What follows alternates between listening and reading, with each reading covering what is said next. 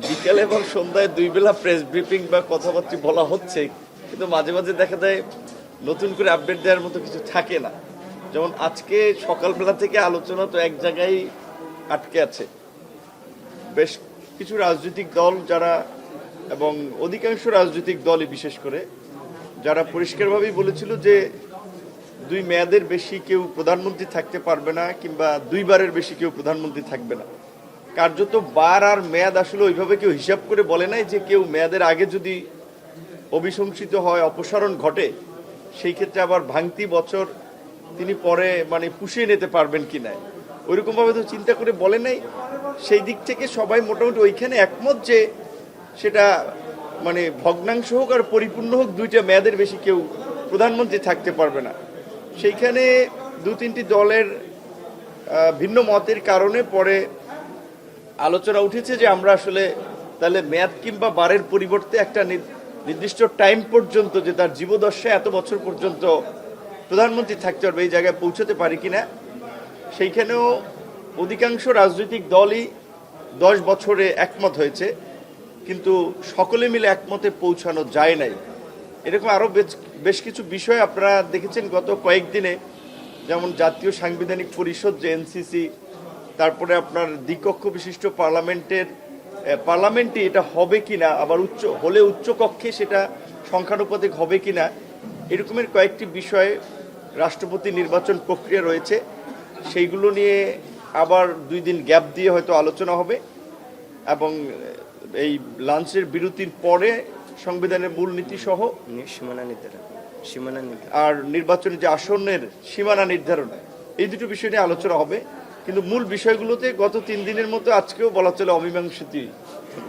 শুরু থেকে দেখছি যে সব মোটামুটি 2-1টি ছাড়া সকল প্রস্তাবেই আর্টিকেল 70 ছাড়া যদি শেষ পর্যন্ত না পৌঁছানো যায়, তাহলে আসলে আপনাদের স্ট্যান্ড কথা বলেন।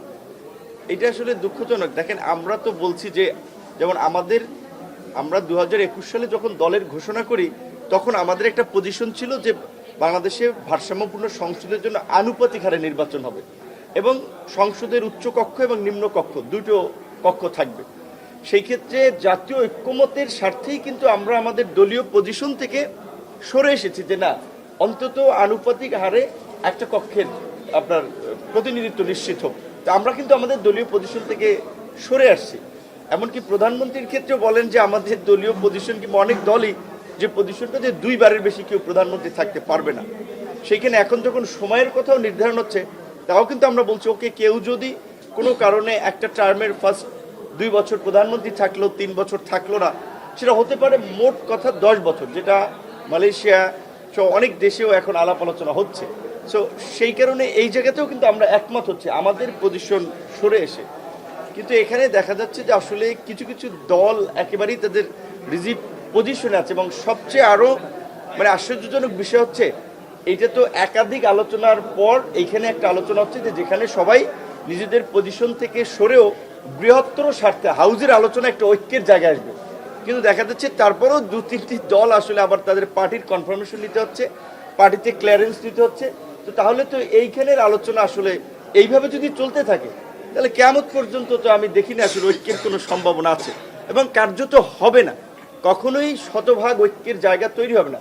সেই জন্য কিন্তু আমরা বারবার বলেছি যে আপনি কতটুকু পর্যন্ত আলোচনায় একমত হলে আপনি সেটাকে ঐক্যমত বলবেন, কিংবা কতটি দল, কতটি সংগঠন, কতটুকু অন্যান্য অর্গানাইজেশনের মতামত থাকলে আপনি সেটাকে ঐক্য বলবেন, এইটার একটা মাপকাঠি বোধহয় ঐক্যমত কমিশনকে নির্ধারণ করা দরকার। এবং আমরা কিন্তু অনেক ক্ষেত্রে বলেছি যে আপনারা তো এখানে একটা রেফারির ভূমিকা আছেন, সুতরাং অন্যদের আলাপ আলোচনাগুলো শুনে আপনারা একটা সিদ্ধান্তে আপনাদেরকে পৌঁছাতে হবে। আদারওয়াইজ ওইভাবে আপনার শতভাগ মতামত নিয়ে ঐক্যমতে পৌঁছানো, এইটা অনেক বিষয়ে কিন্তু সম্ভব হবে না।